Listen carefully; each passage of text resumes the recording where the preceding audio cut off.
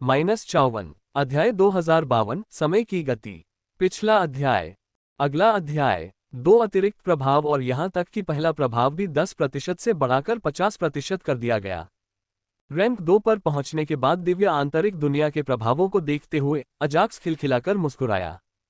पहले दिव्य ग्रेड पौधों की वृद्धि दर केवल 10% थी, लेकिन अब ये बढ़कर 50% हो गई है। freewebnovel.com। एक नया प्रभाव था जो अर्धदिव्य श्रेणी के पौधों की वृद्धि की गति को दोगुना कर सकता था। सबसे महत्वपूर्ण बात यह है कि नए प्रभाव समय गति ने दिव्य आंतरिक दुनिया के बारे में अजाक्स की अपेक्षाओं को बढ़ा दिया है, क्योंकि दिव्य आंतरिक दुनिया के अंदर का समय 3 गुना तेज है। व्यक्तिगत रूप से प्रभाव थोड़ा ठीक लग सकता है, हालांकि जब इन्हें संयुक्त किया जाता है तो मुझे मिलने वाले लाभ एकदम नए स्तर तक बढ़ जाते हैं।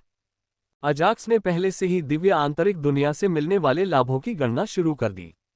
नियमित आरोही कमल पौधों को अपनी परिपक्वता तक पहुंचने के लिए आवश्यक समय आधा हो जाएगा, हालांकि समय की गति को गणना में शामिल करने पर यह और भी कम हो जाएगा। इससे पहले अजाक्स, सियोरा और फ्लोरिस के संयुक्त प्रयासों के तहत 1000 नियम वाले असेंशन लोट्स पौधों को परिपक्व होने में 10 दिन लगते थे। अब चूंकि अर्ध दिव्य पौधों को आधे समय की आवश्यकता थी, इसका मतलब है कि उन 100 कमल पौधों को केवल 5 दिनों की आवश्यकता थी। समय गति प्रभाव को गणना में शामिल करने पर उन कमल के पौधों को परिपक्व होने में बाहरी दुनिया में केवल 2 दिन लगेंगे। यदि मैं हर 2 दिन में 1000 कमल के पौधे काट सकता हूं, तो मैं 1 सप्ताह से भी कम समय में 111 दिव्य बीज प्राप्त कर सकता हूं। अजाक्स ने उत्साह में अपने हाथ रगड़े, क्योंकि वह सबसे कठिन सफलता आवश्यकताओं में से एक को पूरा कर सका। इसके अलावा मैं ये भी देखने का प्रयास कर सकता हूं कि इन दिव्य बीजों का अन्य क्या उपयोग होगा। अब तक अजाक्स केवल अपनी सफलता के लिए सभी दिव्य बीजों का उपयोग करने पर ध्यान केंद्रित कर रहा था, हालांकि उसने महसूस किया कि आने वाले बीजों में उसके पास दिव्य बीजों की एक बड़ी आपूर्ति हो सकती है। इस प्रकार उन्होंने उनके छिपे हुए उपयोगों को खोजने के लिए उनके साथ प्रयोग शुरू करने का निर्णय लिया।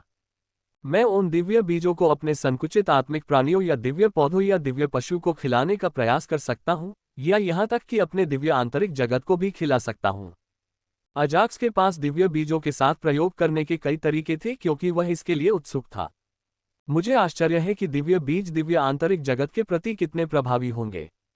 यहां तक कि यदि कोई दिव्य बीज दिव्य आंतरिक दुनिया की रैंक 3 दिव्य दुनिया की ओर प्रगति को 0.1% तक बढ़ा सकता है, तो अजाक्स खुशी से उनका उपयोग करेगा। उसकी दिव्य आंतरिक दुनिया को रैंक 2 दिव्य दुनिया तक उन्नत करना कठिन था, और इसे रैंक 3 दिव्य दुनिया तक उन्नत करना 100 गुना अधिक कठिन होगा। हालांकि यदि उसके पास दिव्य बीजों की निरंतर आपूर्ति होती, तो अजाक्स को उनमें से अधिकांश को अपने दिव्य आंतरिक विश्व को उन्नत करने पर खर्च करने में कोई आपत्ति नहीं होती। सबसे पहले मैं 111 दिव्य ग्रेड बीज एकत्र करूंगा और फिर अन्य चीजों पर ध्यान केंद्रित करूंगा। अजाक्स ने पहले क्या खर्च करना है, इसके लिए एक विशेष क्रम निर्धारित किया है। इसके अलावा आइए देखें कि एक एकल दिव्य विश्व को रैंक 3 दिव्य विश्व की और दिव्य आंतरिक विश्व की प्रगति को कितना बढ़ा सकता है। जल्द ही अजाक्स को अपने दिव्य आंतरिक विश्व पर दिव्य विश्व कोर की प्रभावशीलता के बारे में जिज्ञासा हुई। इसलिए उन्होंने एक ही बार में 15 दिव्य आंतरिक विश्व कोर का उपयोग किया। डिंग। मेजबान ने अपने दिव्य आंतरिक विश्व पर दिव्य विश्व कोर का उपयोग किया है और रैंक 3 दिव्य विश्व की ओर अपनी प्रगति को 1% तक बढ़ा दिया है। डिंग। मेजबान ने अपने दिव्य आंतरिक विश्व पर दिव्य विश्व कोर का उपयोग किया है और रैंक 3 दिव्य विश्व की ओर अपनी प्रगति को 1% तक बढ़ा दिया है। Dot dot dot dot. Ding. मेजबान ने अपने दिव्य आंतरिक विश्व पर दिव्य विश्व कोर का उपयोग किया है और रैंक 3 दिव्य विश्व की ओर अपनी प्रगति को 0.5% तक बढ़ा दिया है। Dot dot dot. डिंग। दिव्य आंतरिक जगत रैंक 3 दिव्य जगत की ओर 12.5%। प्रथम 10 दिव्य विश्व कोर ने दिव्य आंतरिक विश्व की प्रगति में 1% की वृद्धि की, तथापि जब ये 10% तक पहुंच गया, तो दिव्य विश्व कोर की प्रभावशीलता आधी रह गई तथा प्रति कोर केवल 0.5% की वृद्धि हुई। मेरे पास ठीक 111 दिव्य विश्व कोर है, और मैं उन्हें संग्रहित करूंगा और उनका उपयोग तब करूंगा जब मेरे पास 111 दिव्य ग्रेड बीज होंगे। अजाक्स ने अपनी सफलता के लिए आवश्यक दिव्य विश्व कोर को अलग रख लिया तथा अब अपने दिव्य आंतरिक विश्व को उन्नत करने के लिए दिव्य विश्व कोर का उपयोग करने की योजना नहीं बनाई। कम से कम निकट भविष्य में तो नहीं। एक क्षण रुकिए, यदि मैं दिव्य विश्वकोर और दिव्य ग्रेड बीज की दो आवश्यकताओं को पूरा कर सकता हूं, तो मुझे केवल एक आवश्यकता पूरी करनी होगी। अचानक अजाक्स को एहसास हुआ कि वह दिव्य आत्मा साधना में उच्च स्तरीय सम्राट क्षेत्र साधना के लिए अपनी सभी सफलता आवश्यकताओं को पूरा करने के करीब था। जहां तक अंतिम आवश्यकता की बात है, वह 10 दिव्य नियमों को जागृत करने के बारे में है और मैं इसे आसानी से पूरा कर सकता हूं। अजाक्स ने पहले ही 7 दिव्य नियम जागृत कर लिए थे। 8 दिव्य नियम, हालांकि किसी कारण से दिव्य विश्व नियम को आवश्यकताओं में नहीं माना गया था। हो सकता है कि यह उच्च विश्व वृक्षों के पोषण से संबंधित हो, लेकिन इस पर विचार नहीं किया गया। फिर भी अजाक्स को इसकी ज्यादा चिंता नहीं थी क्योंकि उसे 3 दिव्य नियमों को आसानी से जागृत करने का विश्वास था। सुरक्षा के लिए मैं 10 से अधिक दिव्य नियमों को जागृत करूंगा क्योंकि जितने अधिक दिव्य नियम मैं जागृत करूंगा, मेरी सफलता के बाद मुझे उतने ही अधिक लाभ मिल सकते हैं। दूसरों के लिए इतने सारे दिव्य नियमों के जागरण प्रतिशत को बढ़ाना एक समस्या हो सकती है। हालांकि अजाक्स के लिए यह कोई बड़ी बात नहीं थी, क्योंकि उसके पास पर्याप्त मात्रा में नियम आरोहण कमल पुष्प थे जो उसके सभी दिव्य नियमों को 80% तक ला सकते थे।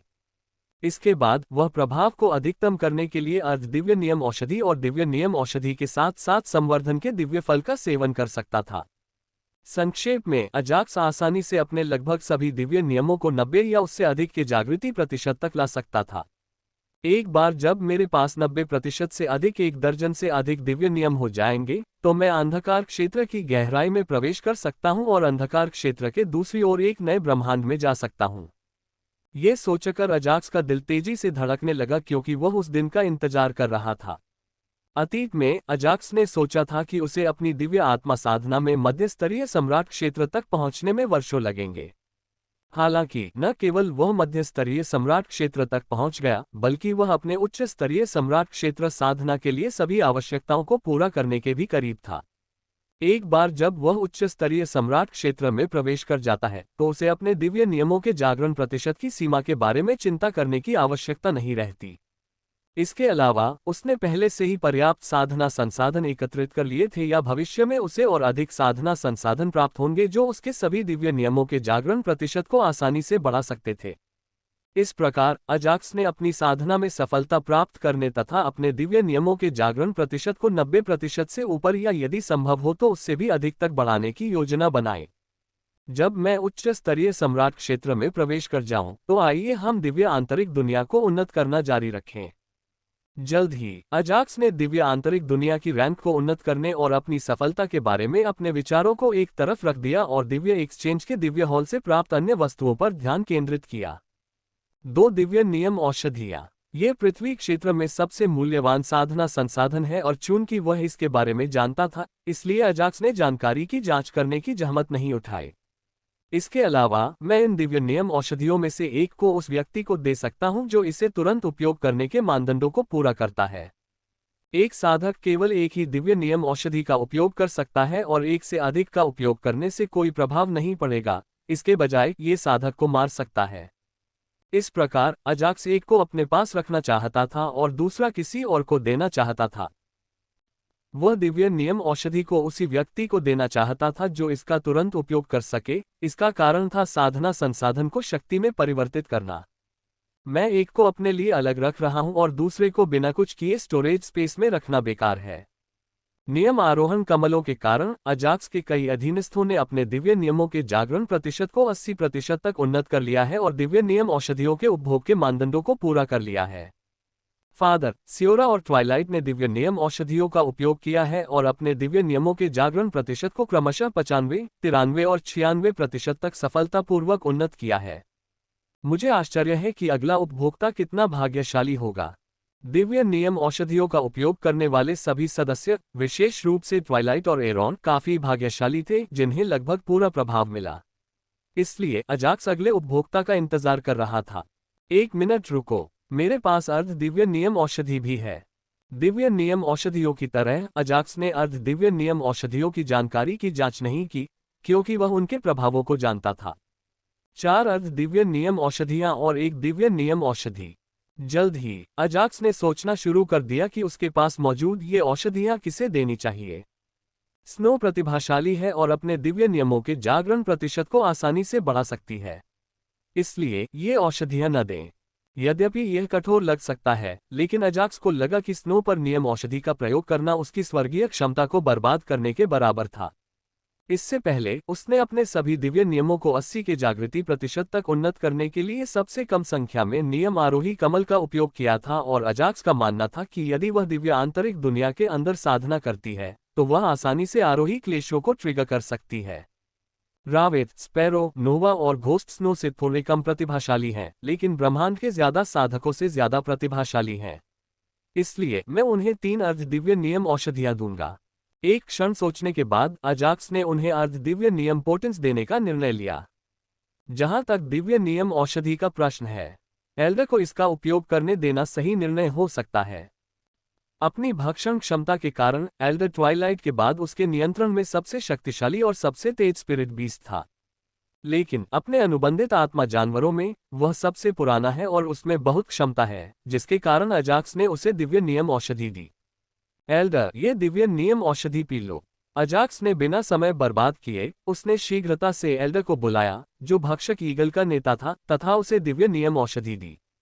गुरु, आपका धन्यवाद। दूसरी ओर एल्डर को यह उम्मीद नहीं थी कि अजाक्स उसे दिव्य नियम औषधि देगा, जिससे वह हैरान और उत्साहित हो गया। freewebnovel.com पर अपनी गाथा जारी रखें।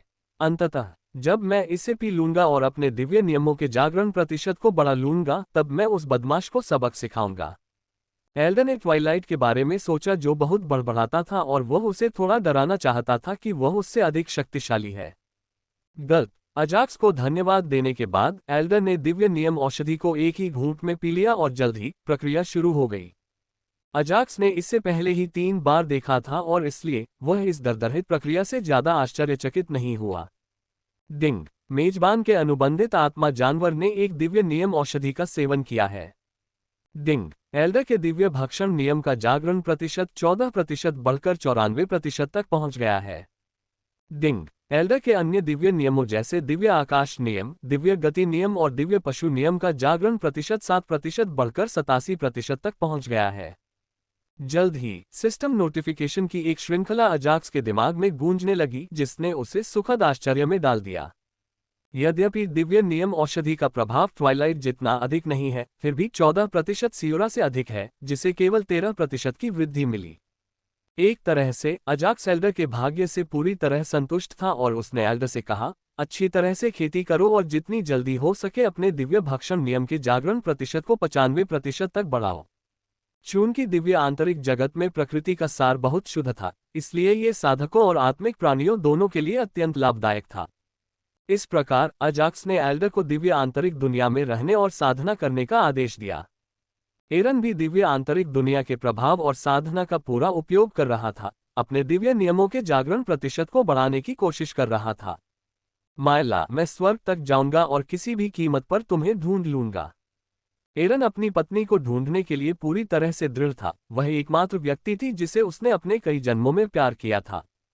पिताजी बहुत समर्पित हैं। इसमें कोई आश्चर्य नहीं कि वे पिछले जन्म में प्रतिभाशाली थे। अजाक्स अपने पिता के साधना और स्वर्गीय क्षेत्र में आरोहण के प्रति समर्पण से बहुत प्रभावित हुआ। पिछले जन्म में एरन एक प्रतिभाशाली व्यक्ति था जिसने पूरे ब्रह्मांड को हिलाकर रख दिया था।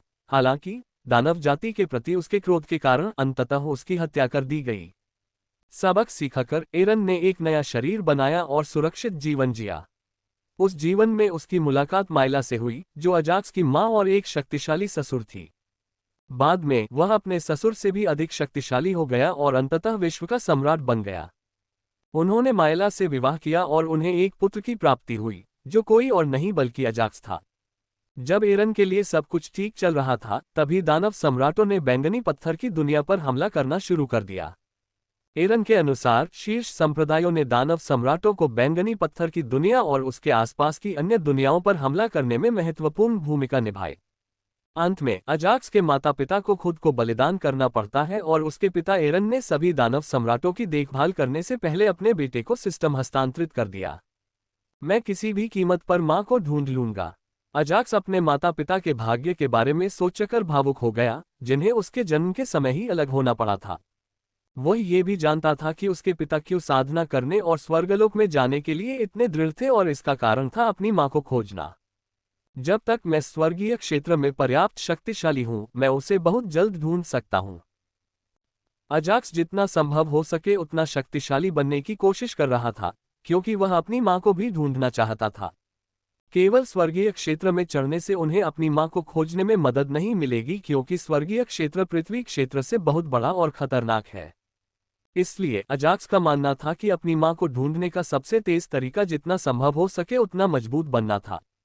स्वर्गीय क्षेत्र में चढ़ने के लिए अजाक्स अपने सभी अनुबंधित आत्मा जानवरों और उनके अधीनस्थों को लाने की योजना बना रहा था। जैसे ही मैं अपने अनुबंधित आत्मा जानवरों और अधीनस्थों के साथ ऊपर उठूंगा, मैं अपना स्वयं का स्वर्गीय संगठन बना सकता हूं। दिव्य विनिमय के दिव्य हॉल में अपने पहले के अनुभवों के बाद अजाक्स की स्वर्गीय क्षेत्रों के बारे में जानकारी बहुत बढ़ गई थी और वह एक संगठन के वास्तविक महत्व को जानता था। लेकिन मुझे अभी भी स्वर्गीय लोकों के बारे में और जानकारी चाहिए। मुझे इस पर नजर रखनी चाहिए। अजाक्स ने स्वर्गीय लोकों के बारे में जानकारी एकत्र करने के लिए मन ही मन एक नोट बना लिया। खैर, आइए हम संसाधनों को ताकत में बदलना जारी रखें। अजाक्स ने अपना ध्यान अर्ध दिव्य नियम औषधियों पर केंद्रित किया तथा रॉथ, स्पैरो, नोवा और घोस्ट को ध्वनि संचरण भेजा। स्विश। उसी समय अजाक्स दिव्य आंतरिक दुनिया से बाहर निकल गया और कुछ क्षणों के लिए अपने अनुबंधित आत्मिक जानवरों की प्रतीक्षा करने लगा। चीख। उनकी गति के कारण रॉथ और अन्य को अजाक्स में वापस लौटने में ज्यादा समय नहीं लगा। इन अर्ध दिव्य नियम औषधियों का उपयोग करें। उन्होंने अर्ध दिव्य नियम औषधि के लाभों के बारे में बताया और उन्हें पीने के लिए कहा। गलत। उन्होंने बिना किसी हिचकिचाहट के अजाक्स के आदेशों का पालन किया और एक ही घूंट में औषधि पी ली, क्योंकि अजाक्स को सिस्टम नोटिफिकेशन की एक श्रृंखला प्राप्त हुई थी। डिंग। मेजबान के अनुबंधित आत्मा जानवरों ने अर्ध दिव्य नियम औषधि का सेवन कर लिया है। डिंग। रावेत के दिव्य सूर्य नियम का जागरण प्रतिशत 8% बढ़कर 88% तक पहुंच गया है। डिंग। स्पैरो के दिव्य नर्क नियम का जागरण प्रतिशत 9% बढ़कर 89% तक पहुंच गया है। डिंग। मैक्स के दिव्य पृथ्वी नियम का जागरण प्रतिशत 6% बढ़कर 86% तक पहुंच गया है। डिंग। भूत के दिव्य भ्रम नियम का जागरण प्रतिशत 10% बढ़कर 90% तक पहुंच गया है। Free web novel CM। क्या भूत को अर्ध दिव्य नियम औषधि से उत्तम प्रभाव प्राप्त हुआ है? अजाक्स अपने अनुबंधित आत्मा जानवरों को प्राप्त लाभों से खुश था, हालांकि वह भूत के लाभों से हैरान था। अर्ध दिव्य नियम औषधि उपभोक्ता के दिव्य नियम के जागरण प्रतिशत को 5-10% तक बढ़ा देगी और भूत को पूर्ण प्रभाव प्राप्त होगा। दूसरी ओर माउंटेन लायन सम्राट नोवा को सबसे कम वेतन वृद्धि प्राप्त हुई है, हालांकि 80% के बाद 6% की वृद्धि काफी अच्छी बात मानी जाती है। मेरे ज्यादा से ज्यादा आह्वान और लोग शक्तिशाली होते जा रहे हैं। जब मैं रूल असेंशन लोड्स प्लान्स की अगली खेप इकट्ठा कर लूंगा तो मैं 100 दिव्य शरीर साधकों को और भी ज्यादा शक्तिशाली बना सकूंगा। नियम आरोहण कमल पौधों की कटाई के अगले बैच से अजाक्स को 2000 नियम आरोहण कमल प्राप्त होंगे, जो उसके 100 दिव्य शरीर साधकों के लिए उनके दिव्य नियमों को 80 के जागृति प्रतिशत तक उन्नत करने के लिए पर्याप्त थे। अगला आइटम है दिव्य फल वृद्धि। अजाक्स ने पुनः खेती के संसाधनों पर ध्यान केंद्रित किया। डिंग। वस्तु का नाम दिव्य वृद्धि फल। ग्रेड अर्ध दिव्य ग्रेड।